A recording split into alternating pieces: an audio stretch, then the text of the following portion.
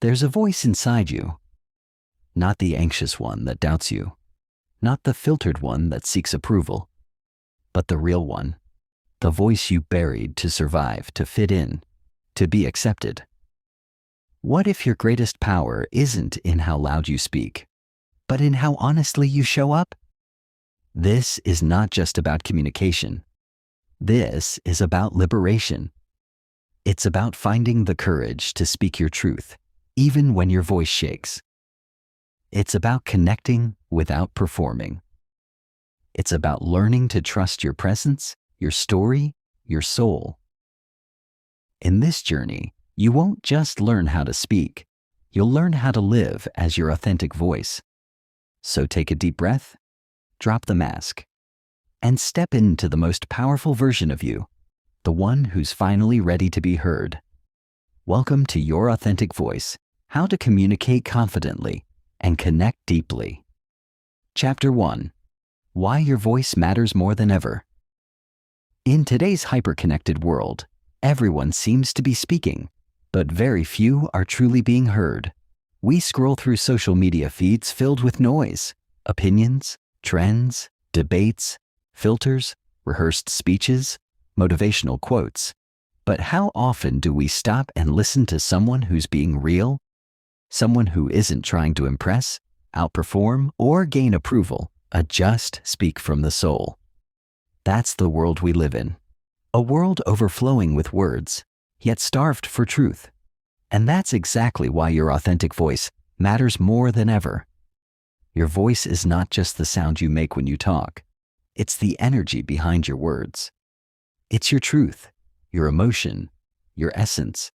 When you speak authentically, you remind others that it's okay to be real. You give permission for honesty. You create safety for vulnerability. And in doing so, you don't just communicate, you connect. Think about the last time someone said something that gave you chills. Maybe it wasn't poetic or polished, but it was honest, raw, courageous. That's the power of authenticity. It cuts through the noise and goes straight to the heart. But here's the problem. Most of us have been trained to hide our real voice. From a young age, we're taught to fit in, to sound nice, to say what's expected, to be polite even when we feel pain, to stay silent when our truth might upset someone. Over time, this becomes a habit, a mask, a way of surviving. And slowly, we forget what our real voice even sounds like. We begin to speak from fear, not from freedom.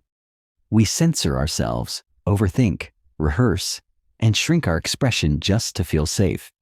But in doing that, we disconnect from ourselves and from others. In this audiobook, we're going to break that pattern. We'll explore how to rediscover your voice, the one that existed before the world told you to be quiet. We'll uncover the fears that keep you small. We'll challenge the beliefs that say you're not good enough, not smart enough, not ready. We'll practice how to speak with confidence, presence, and heart.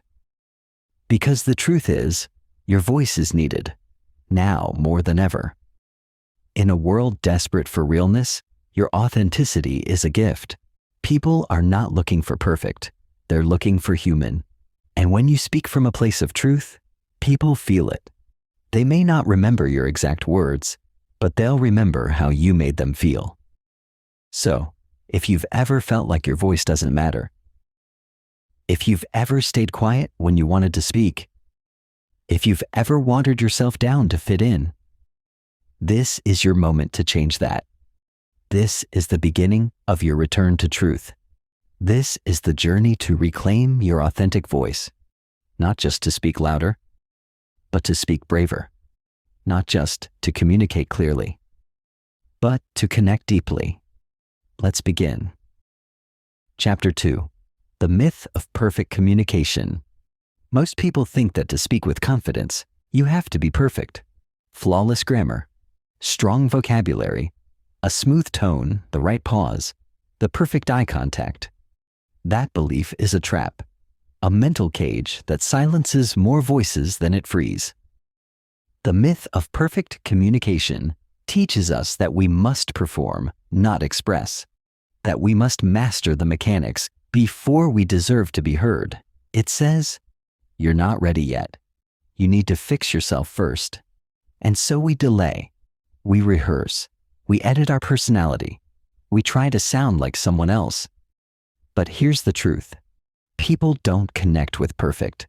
They connect with real. Think of someone you admire, not because they were the most polished speaker, but because they spoke straight from the heart. Their words weren't memorized. They didn't sound like a textbook or a TED Talk. They sounded human, and that's what made them unforgettable. Perfection creates distance. Authenticity builds connection. Perfect communication may impress people, but it rarely moves them. Real communication, messy, emotional, sometimes awkward, touches people's hearts. It makes them feel. It builds trust. It opens doors. The fear of imperfection is one of the biggest blocks to finding your voice. You don't speak up because you're afraid of saying the wrong thing. You hesitate because you might stutter, ramble, or forget your point. But here's what most people don't realize. Imperfection makes you relatable. When you stumble but keep going, people lean in. When you admit, "I'm nervous, but I want to say this anyway," people respect you. When your voice shakes, it tells the truth louder than perfect words ever could. The most confident people are flawless. They're just comfortable with being seen as they are. They've let go of the need to perform. They've embraced their humanness. That's where real confidence comes from. Not from memorizing scripts, but from trusting that who you are is enough. You don't need to be perfect to speak powerfully. You need to be honest. Your goal isn't to sound like someone else. It's to sound like you, unfiltered, unedited, unafraid. That's when your voice becomes magnetic. So let go of the myth. Stop chasing perfect. Start practicing presence.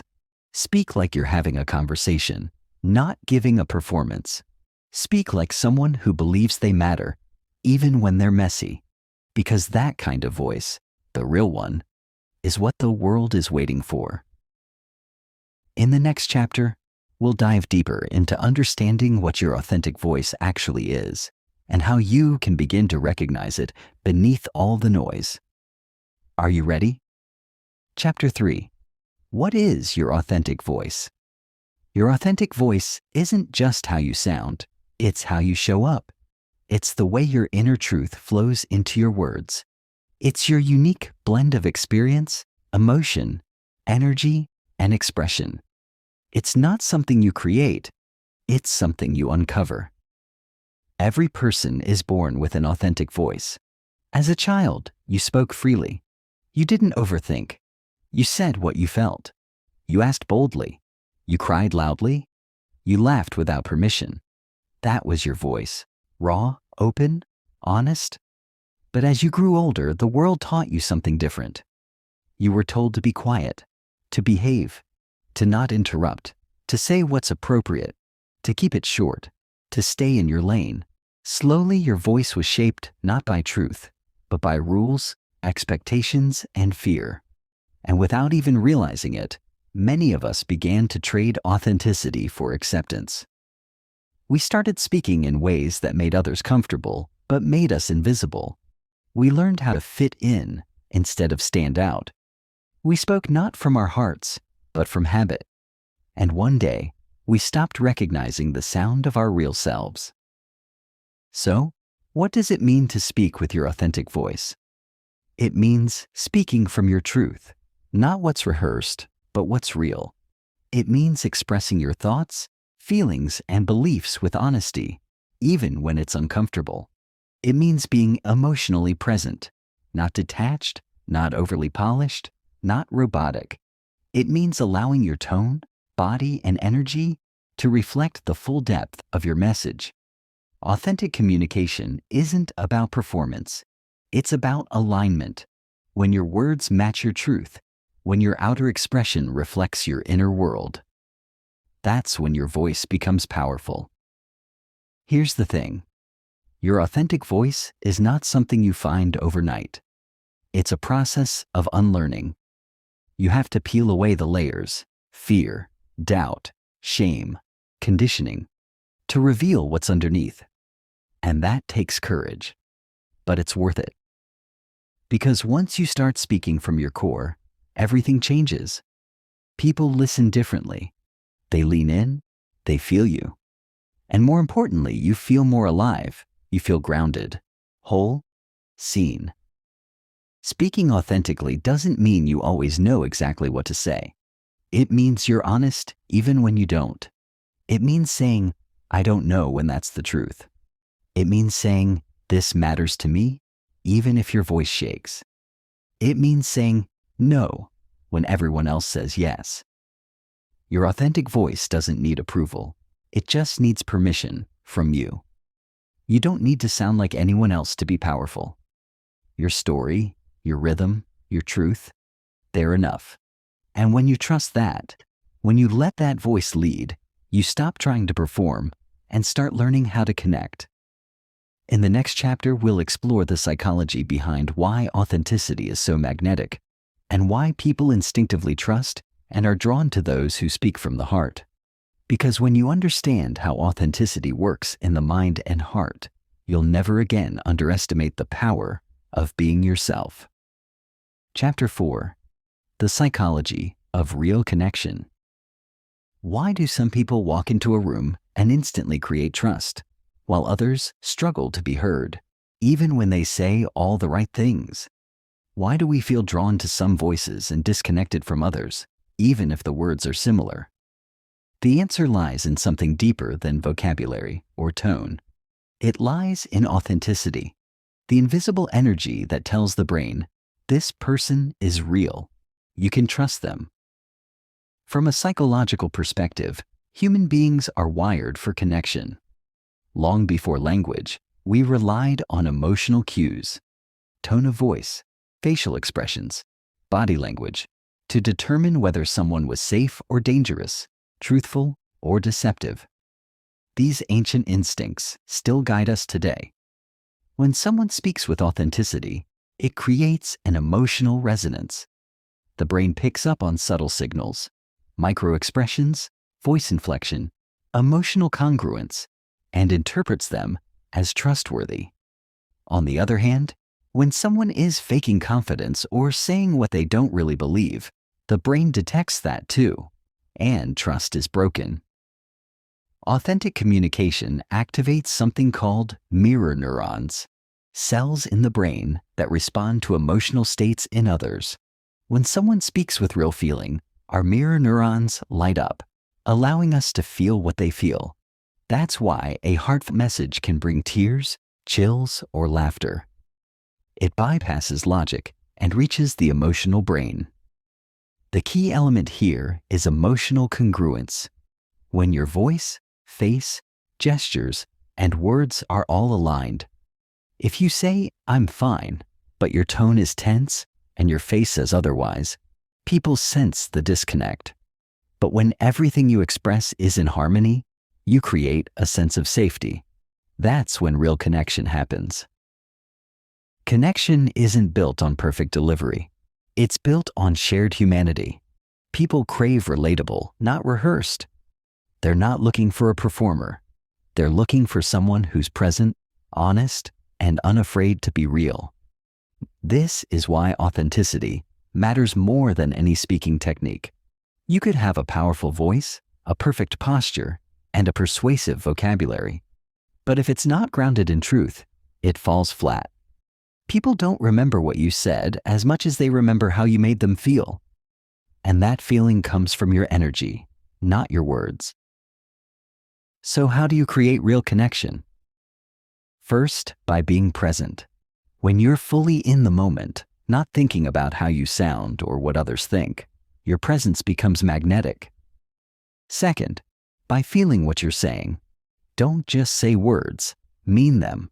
Speak from a place of lived experience, conviction, or emotion. Let people feel your message through you. Third, by listening deeply. Real connection is a two-way street. When you truly listen, without judgment or agenda, people open up. They trust you, and that trust makes your own voice more powerful. Finally, by dropping the mask. The more real you are, the more others feel safe to be real too. And in that space of mutual authenticity, connection becomes effortless. In the next chapter, we'll dive into the emotional roadblock that stops most people from expressing their true voice, the fear of being seen and judged. Because before you can speak confidently, you must first understand what's been holding your voice back. Chapter 5. The fear of being seen and judged. Behind every hesitant voice, every rehearsed answer, every silenced truth, there's a fear. It's not always loud, but it's powerful. It whispers, "What if they don't like me? What if I sound stupid? What if I say the wrong thing?" At the root of all this hesitation lies a single human fear, the fear of being seen and being judged. This fear runs deep. It doesn't just come from one moment. It's shaped over years by criticism, rejection, embarrassment, and unmet expectations. Maybe it started when someone laughed at you in class. Maybe it was a parent who told you to be quiet. Maybe it was the moment you spoke your truth and no one listened. These experiences create a story. It's safer to hide than to be seen. And that story becomes a prison. You may smile, nod, speak politely, even sound confident on the surface, but underneath, you're holding back. You censor yourself. You say what's safe, not what's true. You shrink in meetings. You laugh at jokes you don't find funny.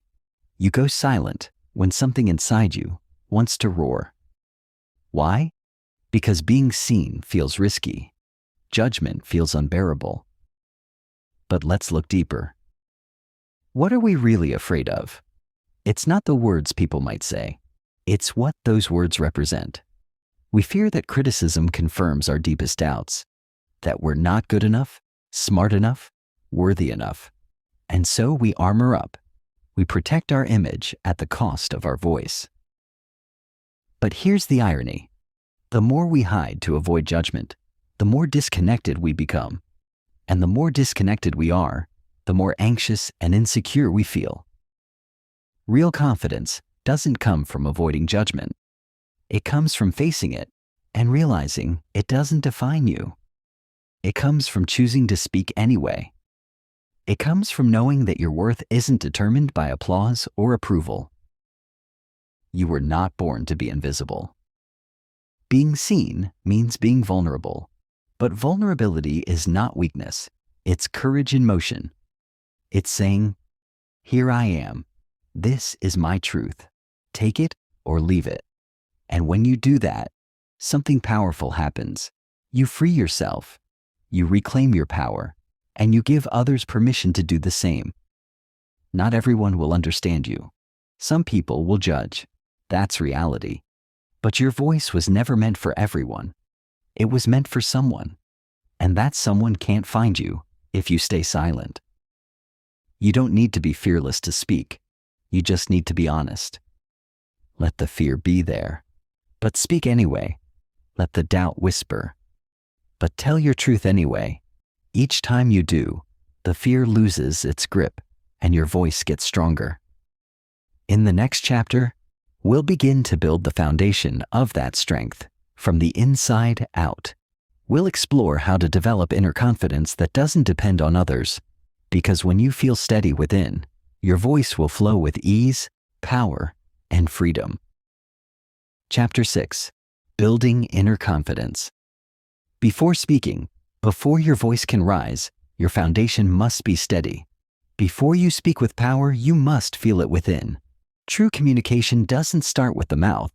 It starts with the mind, with your belief in yourself, with your inner confidence. Most people try to build confidence from the outside in. They chase validation, rehearse their delivery, mimic great speakers, memorize scripts. But this only works temporarily, because as soon as the environment changes, if someone frowns, disagrees, interrupts, they shrink back. Why? Because the roots were never planted inside. Inner confidence is different. It's not about being the loudest person in the room. It's about being the clearest. It's about knowing that you are worthy of being heard, not because of what you say, but because of who you are. Confidence is built on self-trust, and self-trust grows when you stop abandoning yourself. Every time you silence your truth to keep the peace, every time you dim your light to avoid discomfort, every time you choose approval over alignment, you erode that trust. But every time you speak honestly, every time you say, "This is how I feel," every time you take the risk to be seen, you rebuild that trust. So how do you build inner confidence? First, by shifting your focus. Stop trying to perform. Start aiming to connect. When you speak to connect, you stop obsessing over how you sound. You become more curious about how the other person feels. This shift moves you from fear to purpose. Second, build small wins. Confidence isn't a leap, it's a staircase. Start small. Speak up in a meeting. Share an opinion at dinner. Ask a question in public. With each act of expression, your voice grows stronger. You teach your nervous system, it's safe to be me. Third, change your inner dialogue. That voice in your head that says, "You're not good enough," is not truth, it's programming. Begin replacing it with a more supportive one. Try saying, "I'm learning to speak with courage. I don't need to be perfect to be powerful. My voice deserves space." Fourth, breathe. Yes, breathe. Confidence lives in the body. When you're anxious, your breath becomes shallow, your voice tightens, your energy shrinks. But when you breathe deeply, you signal safety to your body. Your voice opens up. Your tone calms. Your presence expands. Lastly, practice compassion. You will make mistakes. You will have awkward moments. That's part of growth. Don't punish yourself. Celebrate the fact that you're showing up at all. Every time you speak with authenticity, even imperfectly, you are doing something bold. Remember, confidence isn't the absence of fear. It's the choice to move anyway. And when that choice is made from within, your voice becomes unshakable. In the next chapter, we'll confront one of the greatest enemies of self-expression, the inner critic, that voice in your head that tears you down before you even speak. And we'll learn how to silence it so your authentic voice can rise. Chapter 7. How to silence your inner critic. You sit down to speak, but a voice interrupts. You're not good enough. People won't care what you say. Don't embarrass yourself. That voice isn't coming from the audience. It's coming from inside you. That's your inner critic, and it has silenced more dreams than failure ever has. The inner critic is like an invisible bully living in your mind. It questions your worth, attacks your confidence, and convinces you to play small. It pretends to protect you from judgment, but what it really does is block your authentic voice. Where does this critic come from? It's not random. It's built from past experiences. Maybe someone told you to be quiet. Maybe you were laughed at for speaking your truth. Maybe you tried once and failed. Your brain stored those memories as warnings. Over time, it created a voice to keep you safe. That voice became the critic. But here's the truth. You are not your inner critic. It's just a mental echo, a leftover defense mechanism. It may sound convincing, but it's not accurate. And it doesn't have to be in charge anymore. So how do you silence it? Step 1. Name the critic. When that harsh voice speaks, don't absorb it. Observe it. Give it a name. Call it the doubter, the judge, or even the protector. This creates distance between you and thought. Now you're watching it, not becoming it. Step 2. Question its truth. Every time it says, "You'll mess up," ask, "Is that a fact or a fear?" When it says, "No one will care," ask, "Have I tested that belief?" Most of the time, the critic is not telling the truth. It's just repeating old fears. Step 3. Talk back. Create a new voice inside you, a supportive one. This voice says, "It's okay to be seen. It's safe to be heard. I don't have to be perfect to be powerful." Speak these phrases to yourself daily. Over time, the critic's volume fades and your true voice grows louder. Step 4. Take action despite the critic. The goal is not to eliminate fear. It's to move with it. When you speak up even while feeling doubt, you retrain your brain. You prove to yourself, "I can do hard things." That's where real strength is built, not in silence, but in courageous expression. Step 5. Practice self-compassion. When the critic gets loud, respond with kindness. Say, "I hear you, but I choose to speak anyway." You don't need to fight the critic with force. You overcome it with love. Love for your truth. Love for your growth. Love for your voice. Remember, the inner critic is only as strong as your belief in it. The more you challenge it, the weaker it becomes. The more you express yourself, the more confident you feel. You don't need to wait until the critic disappears. You just need to decide that your voice matters more than your fear. In the next chapter, we'll explore the most misunderstood key to powerful communication, vulnerability, and why letting people see the real you is your greatest strength, not your greatest risk. Chapter 8. The Power of Vulnerability in Speech. Most people believe that power in communication comes from strength, control, and confidence. But the greatest impact you'll ever make with your voice doesn't come from pretending to be perfect. It comes from being vulnerable. Vulnerability is not weakness. It's not oversharing. It's not emotional chaos. Vulnerability is the courage to show the truth of who you are, even when it feels uncomfortable. When you speak with vulnerability, you don't try to impress. You try to connect. You stop hiding behind polished words and start revealing your human self. And that, more than any skill, is what draws people in. Think about the last time someone opened up to you. Maybe they admitted they were scared. Maybe they shared a story of failure. Maybe they simply said, "I don't know what to do." In that moment, you didn't judge them. You felt closer to them. Because when someone dares to be vulnerable, it creates emotional safety. It invites honesty. It invites presence. Now think about yourself. How often do you speak from that place? Not trying to perform, not trying to control the outcome, just being real? Vulnerability is the bridge between hearts. It's the invisible thread that turns a message into a moment. It says, "I'm willing to be seen." And in doing so, it gives others permission to be seen too. But we avoid it. Why? Because vulnerability feels risky. You might get judged. You might be misunderstood. You might not be met with kindness. That's true. But here's what's also true. Without vulnerability, there is no true connection. If you never show people who you really are, they can only connect to your mask. And when they praise that mask, it never feels fulfilling. Because deep down, you know they don't see you.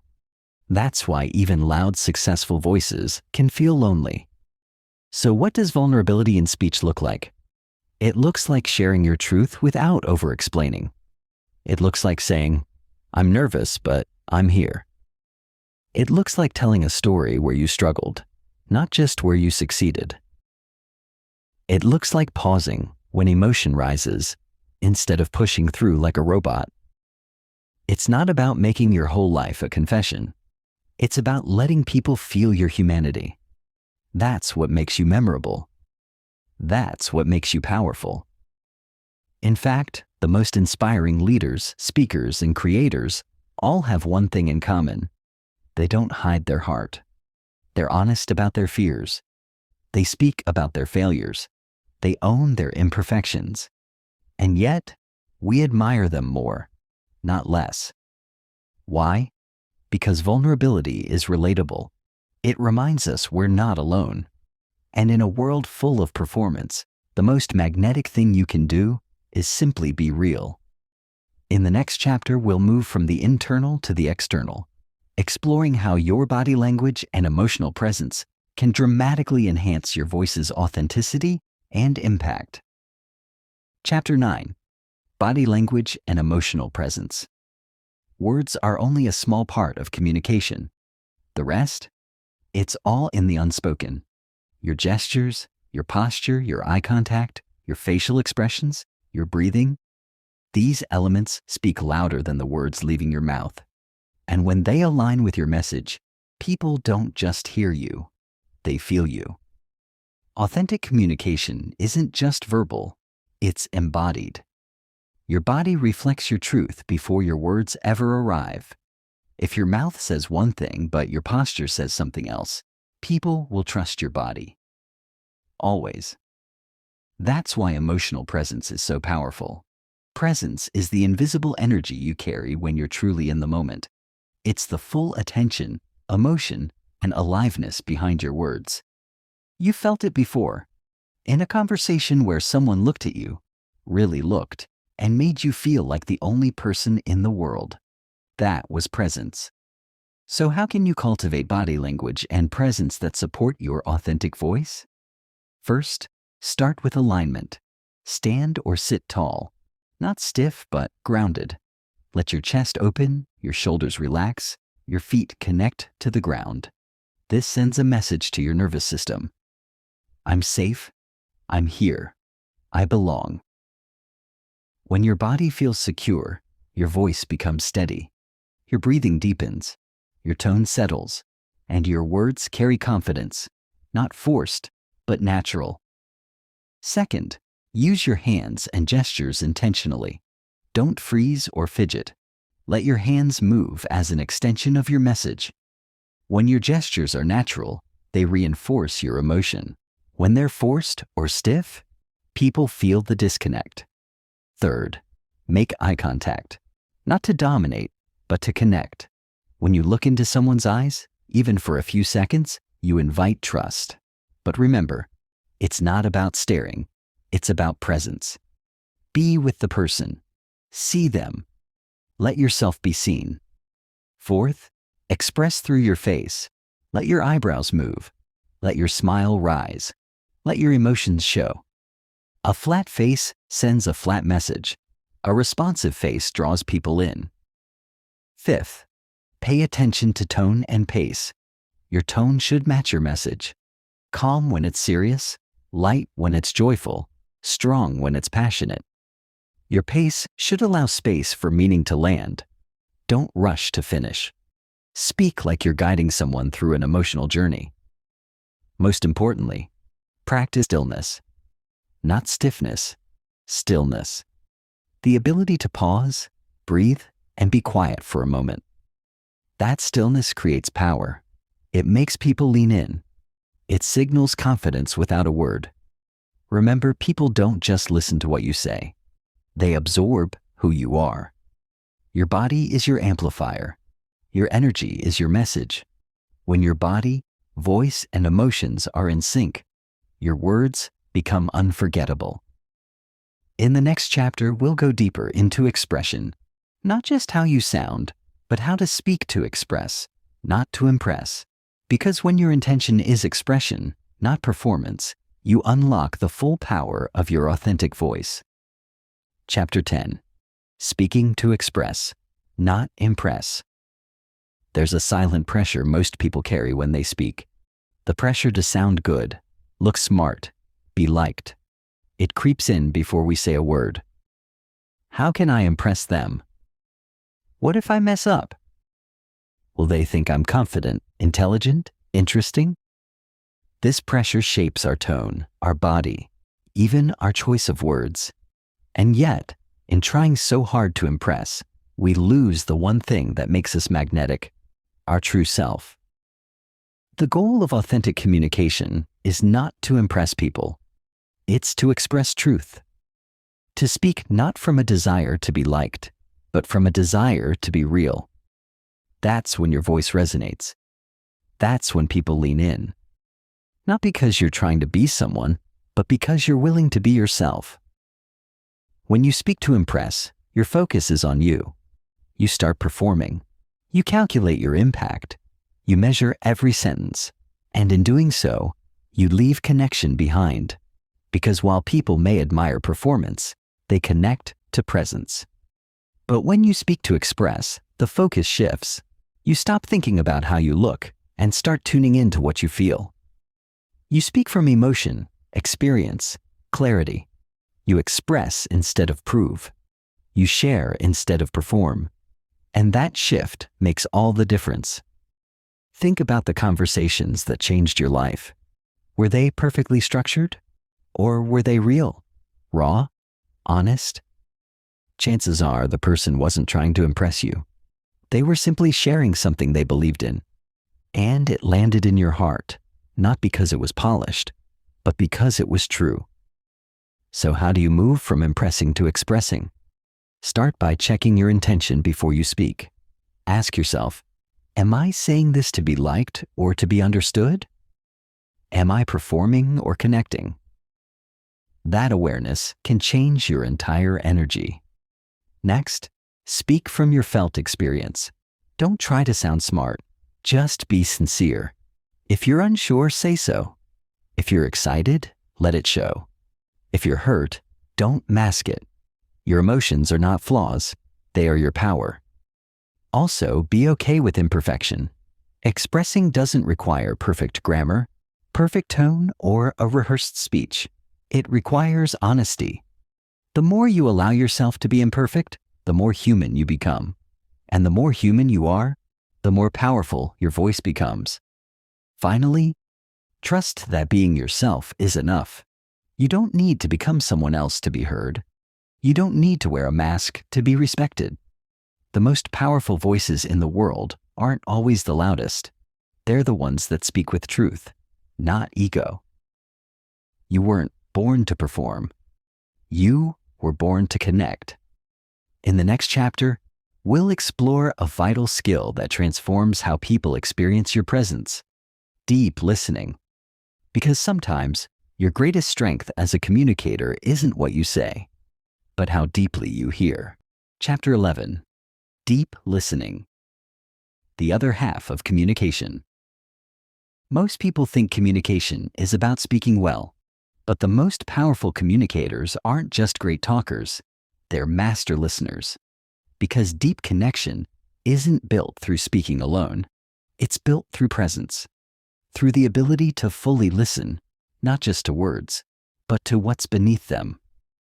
In a world that moves fast, where people talk over each other, scroll past emotions, and half listen while waiting to reply, true listening has become rare and deeply valuable. Listening is not passive. It's not just being quiet. It's an active, intentional practice. It's the willingness to give someone your full attention, not to respond, not to fix, but simply to understand. When you truly listen to someone, you're telling them, "You matter. I see you. I hear you." And in that moment, their guard drops. Their energy softens. They trust you, not because you said the right thing, but because you gave them space to be real. Deep listening is the other half of communication because it shapes how you speak. When you listen well, your words become more thoughtful, more responsive, more emotionally accurate. You stop speaking from assumption and start speaking from connection.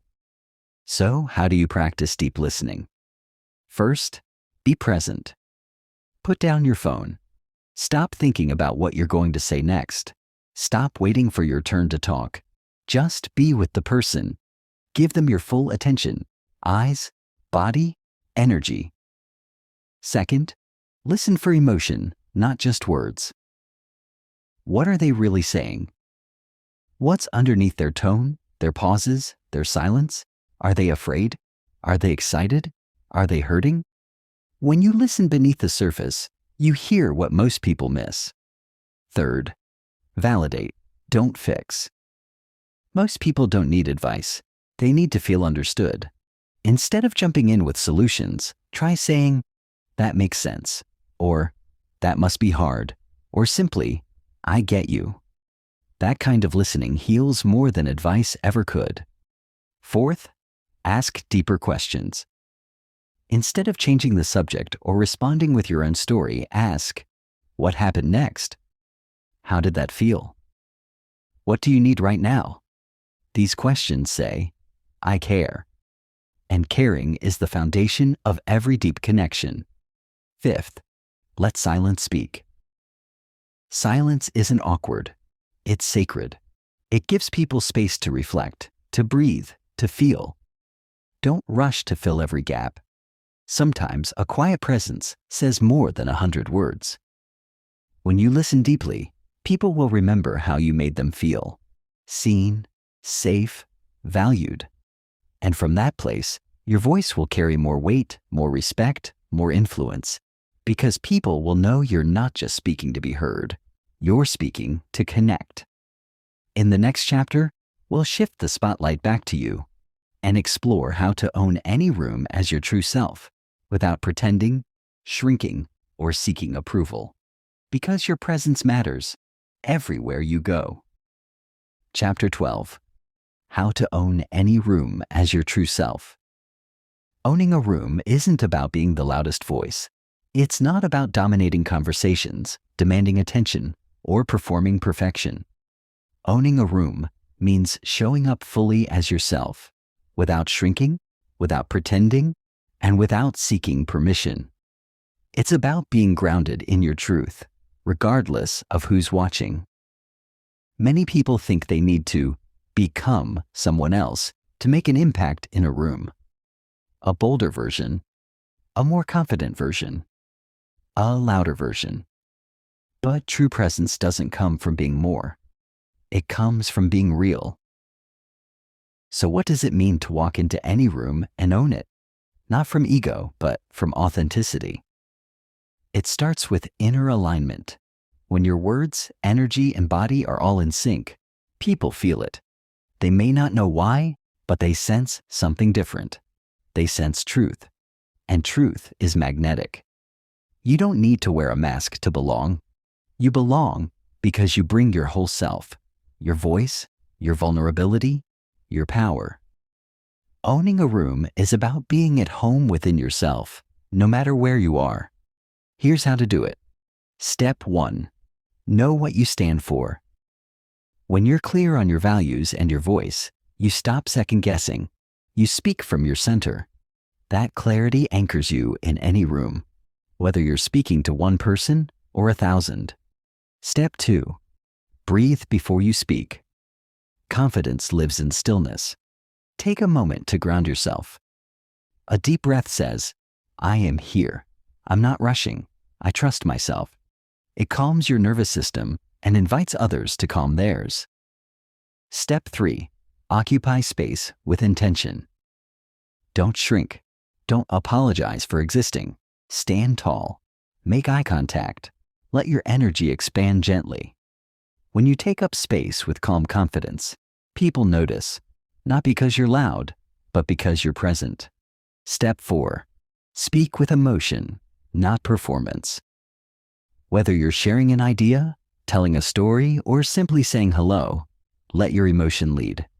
People won't remember every word, but they'll remember how you made them feel. Step 5.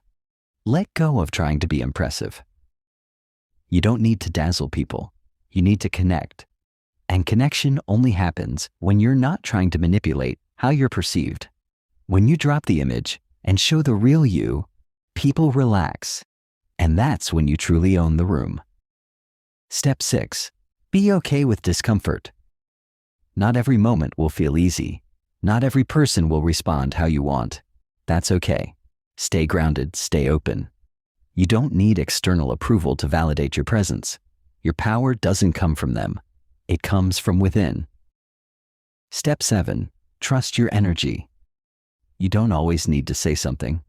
Sometimes your silence, your eye contact, your stillness, that's your voice. When you trust the space you're in, the space begins to trust you. Here's what most people get wrong. They think owning a room is about controlling it. But it's not. It's about influencing the space by being fully yourself, relaxed, real, and rooted.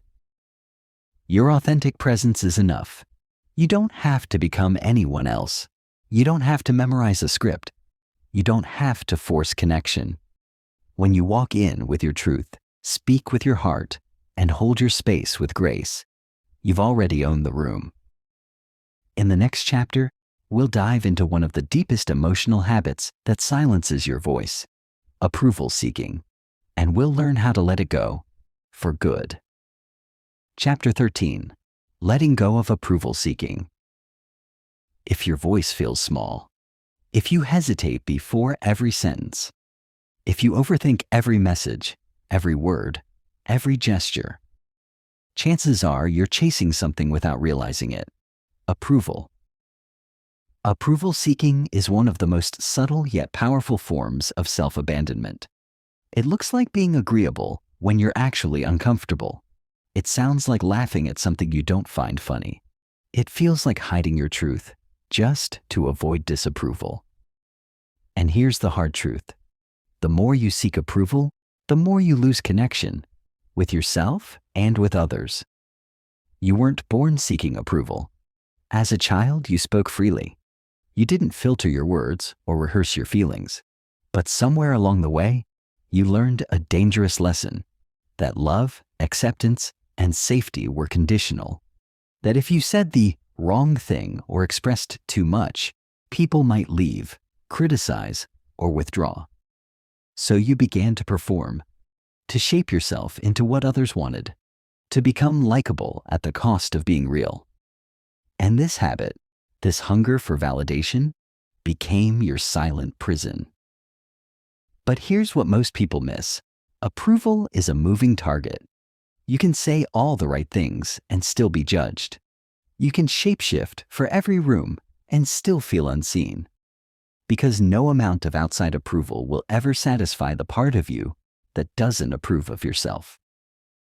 Freedom begins when you stop asking, "Do they like me?" and start asking, "Do I like me right now?" That one shift can change your life. So, how do you stop seeking approval? Step 1. Recognize the pattern. Start noticing when your voice changes to fit in, when you withhold an opinion, when you say yes while your body screams no. Awareness is the first form of freedom. Step 2. Validate yourself. Don't wait for someone to say, "That was good," or "You're allowed." Start saying it to yourself. "That was honest. That took courage. I'm proud I spoke up." Give yourself the validation you keep chasing from others. Step 3. Let discomfort be okay. Speaking your truth may ruffle feathers. That's okay. Not everyone will agree with you. Not everyone needs to. Your job is not to manage their reaction. It's to stay aligned with your own. Step 4. Practice micro acts of authenticity. Say what you really think in a low-stakes situation. Set a boundary. Share a vulnerable story. Every time you choose truth over approval, your voice grows stronger. Step 5. Redefine success. Stop measuring your communication by how many people clapped, nodded, or smiled. Start measuring it by one thing. Was I real? Here's what's beautiful. When you stop chasing approval, your energy changes. People begin to feel safe around you, not because you're performing for them, but because you're free from needing them. That kind of presence is rare and magnetic. Approval doesn't lead to connection. Authenticity does. And your voice was never meant to be shaped by the crowd. It was meant to be anchored in truth. In the next chapter, we'll explore something many people avoid but deeply need: healing your voice wounds. Because your silence has a history. And if you want to speak with power, you must understand the pain that once made you quiet. Chapter 14. Healing past voice wounds. Before you found your voice, you lost it. Not once, but many times. Every time someone interrupted you, ignored you, mocked you, or made you feel small for speaking your truth. A wound was created. And if you never healed those moments, they didn't just become memories, they became barriers. Your voice wound isn't just emotional, it's physical. It lives in your throat when it tightens. It lives in your chest when it closes.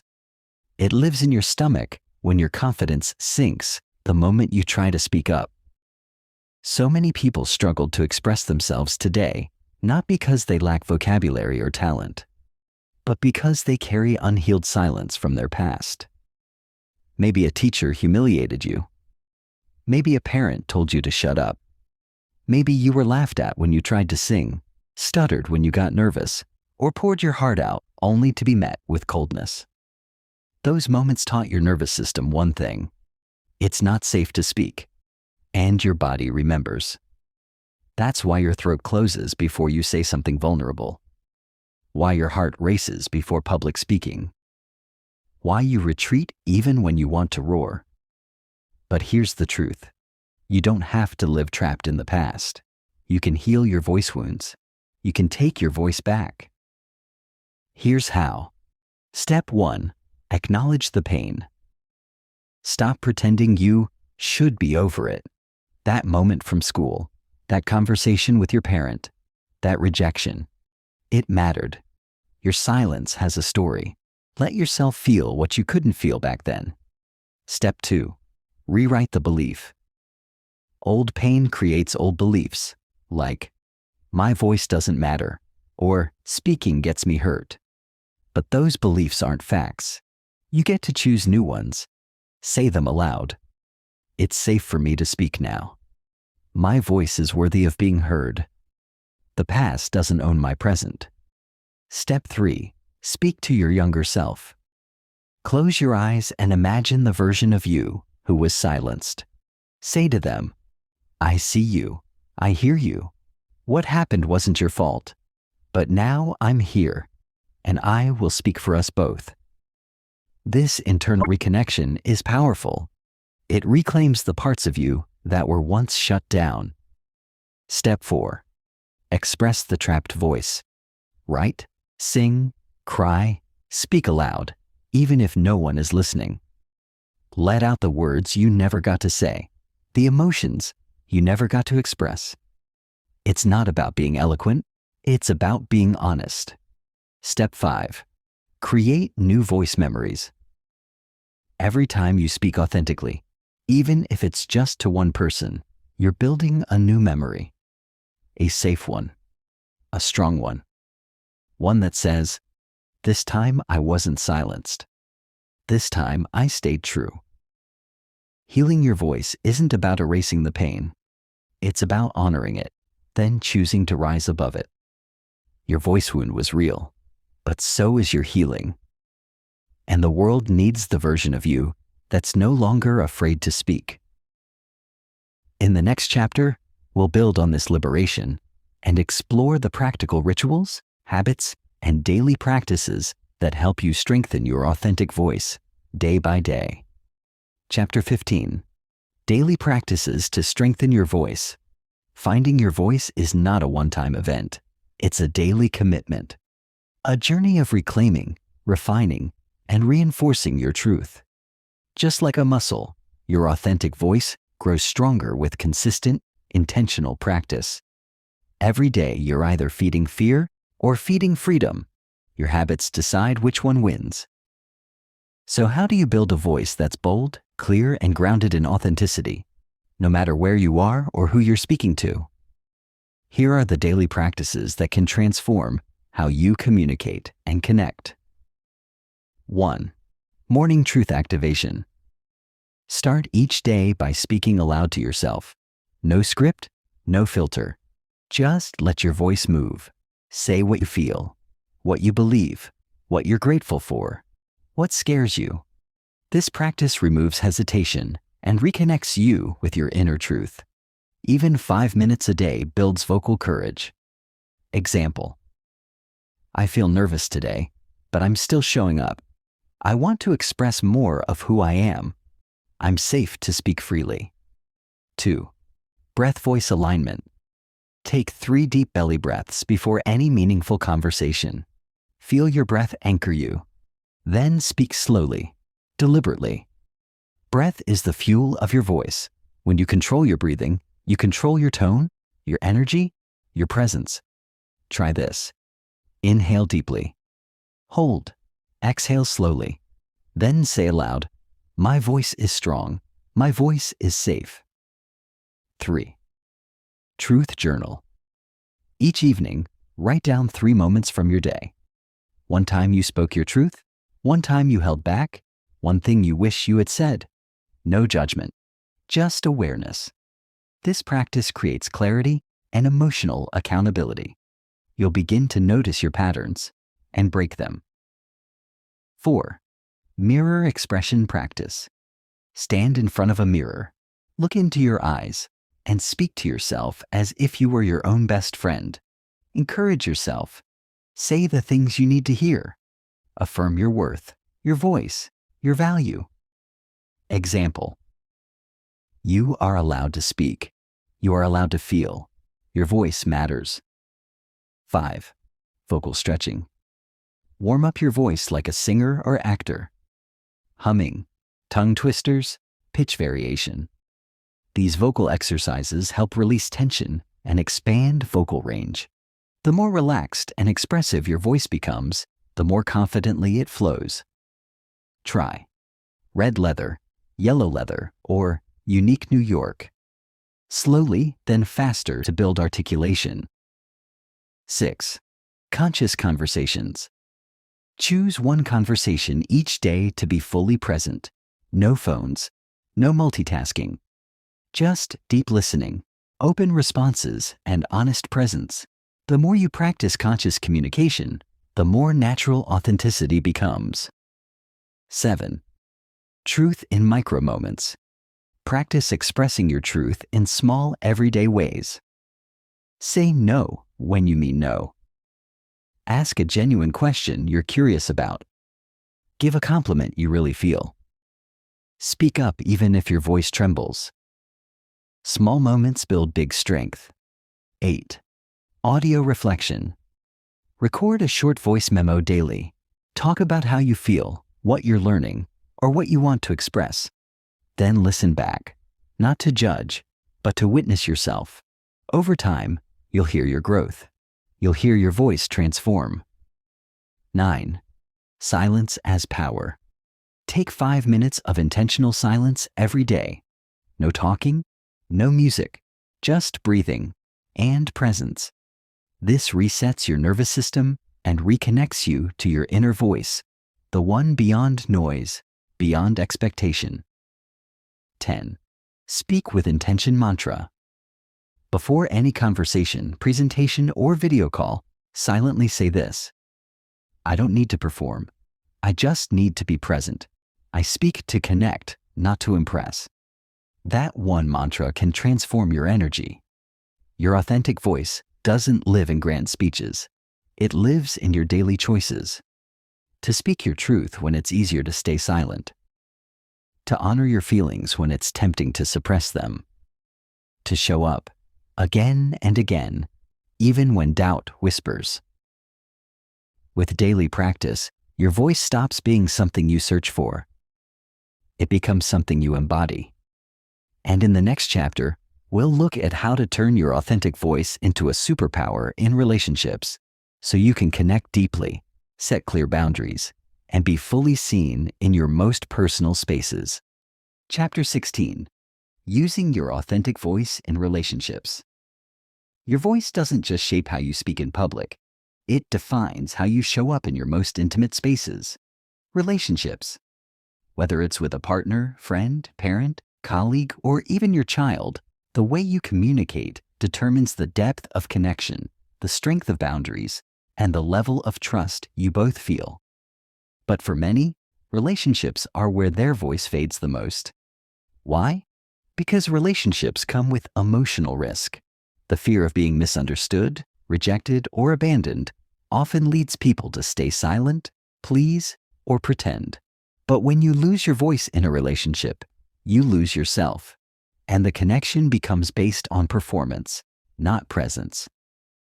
Your authentic voice is the key to building relationships that are real, respectful, and emotionally safe. Let's explore how. 1. Speak your needs clearly. You are not too much for asking. You are not selfish for expressing. Saying, "This matters to me," or "I feel hurt when," is not weakness. It's emotional maturity. Instead of hinting or hoping someone will read your mind, communicate directly. People can't meet your needs if they don't know them. Try this. "I need more space to recharge." "I feel closest to you when you really listen." "Need clarity when we're making decisions together." 2. Set boundaries with compassion. Your voice protects your peace. Boundaries are not walls. They're bridges to deeper respect. But they must be spoken. Silently suffering leads to resentment. Clearly expressing limits leads to understanding. Say, "I'm not available to talk about that right now. I love you, and I need some quiet time tonight. I don't feel comfortable being spoken to that way." 3. Speak even when it's hard. Authenticity requires courage. You might fear their reaction, but silence only delays the conflict and deepens the pain. Speak your truth with calmness, not defensiveness. With love, not fear. You're not responsible for their feelings. You're responsible for your truth. 4. Practice I statements. Replace blame with ownership. Instead of "you never listen," try "I feel unheard when I share something," and it's dismissed. This softens the delivery and increases the chance they'll listen, not defend. 5. Let people see you fully. Drop the mask. Let them see your flaws, your dreams, your worries. Vulnerability invites intimacy. The more real you are, the safer others feel to be real too. Ask yourself, am I letting this person know the real me, or just the version I think they'll like? 6. Listen with your whole body. Authentic voice isn't just about expression, it's about reception. In deep relationships, listen without interrupting, defending, or fixing. Just be there. Your listening is a form of love. 7. Know when to walk away. Sometimes, using your voice means leaving. If a relationship consistently dishonors your boundaries, silences your truth, or makes you feel unsafe, your voice must choose you. Speaking your truth doesn't always lead to harmony, but it always leads to clarity. Authentic communication in relationships is not always easy, but it's worth it, because only when your voice is free can your love be real. Let go of pleasing. Let go of pretending. Let go of swallowing your truth just to keep the peace. Speak up, even if your voice shakes. Be seen, even if it feels vulnerable. Love out loud, even if it feels risky. Because anything less than that isn't intimacy, it's performance. In the final chapter, we'll bring it all together with a powerful message on how to live as your authentic voice, not just in what you say, but in who you are. Final chapter. Living as your authentic voice. Your voice is more than the sound that leaves your lips. It's your energy, your truth, your presence. It's the way you walk into a room, the way you express emotion, the way you stand for your values, whether or not anyone claps. To live as your authentic voice means one thing. You no longer edit your soul to fit the world. You no longer shrink to be liked. You no longer silence yourself to keep the peace. You speak because your voice is a part of your aliveness.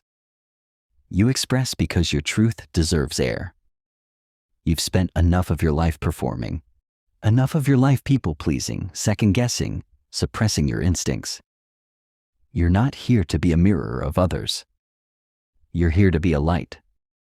A bold, real, imperfect, beautiful light. So what does it really mean to live as your voice? It means trusting yourself daily, even when it's uncomfortable, even when your voice shakes, even when no one agrees. You say, "This is my truth. This is what I feel. This is who I am." Not because it's easy, but because it's freeing. It means choosing connection over performance. You stop trying to impress. You stop chasing applause. You stop filtering every sentence to sound good. Instead, you speak to connect, to relate, to be real. Because you've learned, perfection doesn't connect people, truth does. It means setting boundaries. You no longer let people walk through you just to keep them close. You say no with grace. You say yes with clarity. You protect your space like it's sacred, because it is. It means standing for something. You have values. You have principles. You have a message. Living as your voice means using that message, not to dominate, but to elevate. You inspire by being honest. You lead by being human. It means showing up again and again, even after rejection, even after silence, even after doubt. You keep showing up because your voice isn't about outcome. It's about ownership. You no longer ask the world for permission. You give it to yourself. Your authentic voice will not always be the loudest, but it will always be the clearest. It may not be understood by everyone, but it will always resonate with those who matter. It won't win every room, but it will win your peace. So speak. Tell your story. Ask the question. Say the thing. Let your truth echo in every space you enter. Not because the world gave you permission, but because you remembered who you are. And from this day forward, may your voice never again be caged. Not by fear, not by judgment, not by your past. You are free. You are worthy. You are powerful. You are your voice. Now go live it, fully, unapologetically, out loud.